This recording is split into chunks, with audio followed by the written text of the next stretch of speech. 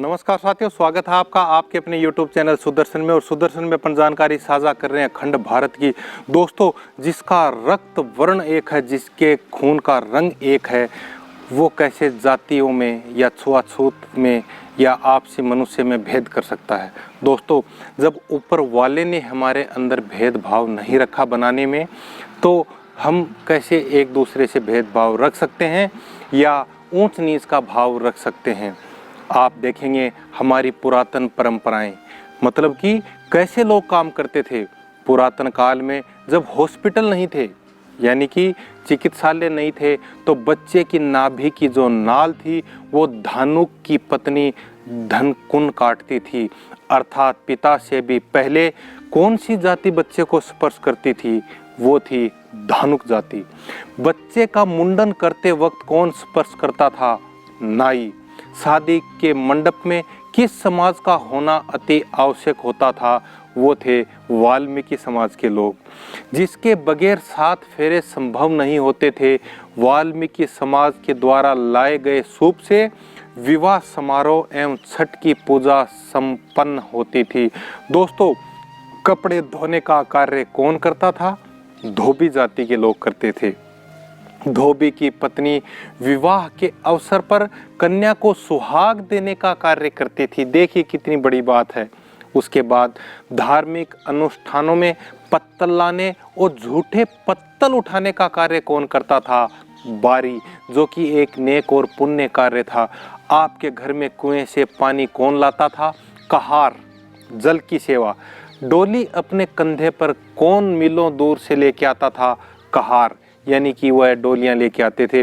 और उनके जीवित रहते किसी की मजाल न थी कि आपकी बिटिया की तरफ कोई आंख उठा के देख ले।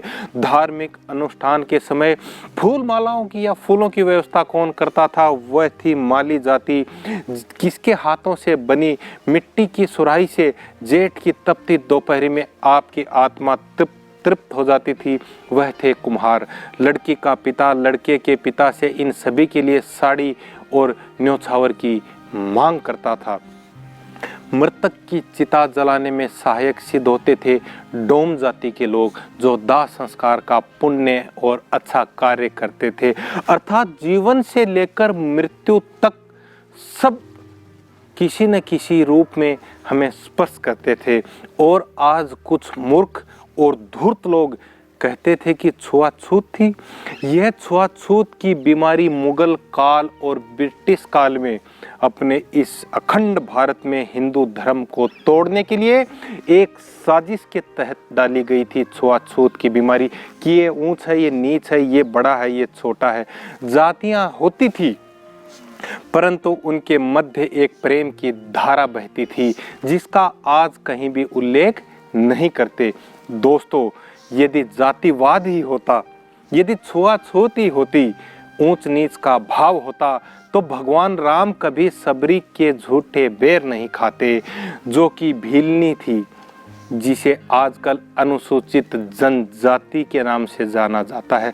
भगवान राम निषाद राज, जो कि निषाद जाति का था, अपने भ्राता के समान समझते नहीं और उसे गले नहीं लगाते। सत्यकाम जाबाल महर्षि जाबाल ना कहलाए जाते। रत्नाकर महर्षि वाल्मीकि के नाम से पूजे नहीं जाते। दोस्तों, जातियों में मत विभाजित हैं। धर्म से हमें जुड़ना चाहिए, देश को हमें जोड़े रखना चाहिए, हमें सनातन परंपरा का पालन करना चाहिए और इन गद्दारों या देश तोड़ने वाले लोगों की बातों में हमें कदापि नहीं आना चाहिए। हमें अपने इस अखंड भारत की बात करनी चाहिए। हमें अपने हिंदू धर्म और सनातन धर्म की बात करना चाहिए, जो सदैव ही कहता है कि सभी एक समान हैं। तो दोस्तों, आज के वीडियो में हम इतनी ही जानकारी साझा करेंगे। यदि आपको वीडियो पसंद आया हो तो वीडियो को लाइक करें, शेयर करें, सुदर्शन को सब्सक्राइब करें। आपका साथी विजय कुमार सिहाग। जय हिंद, जय मां भारती।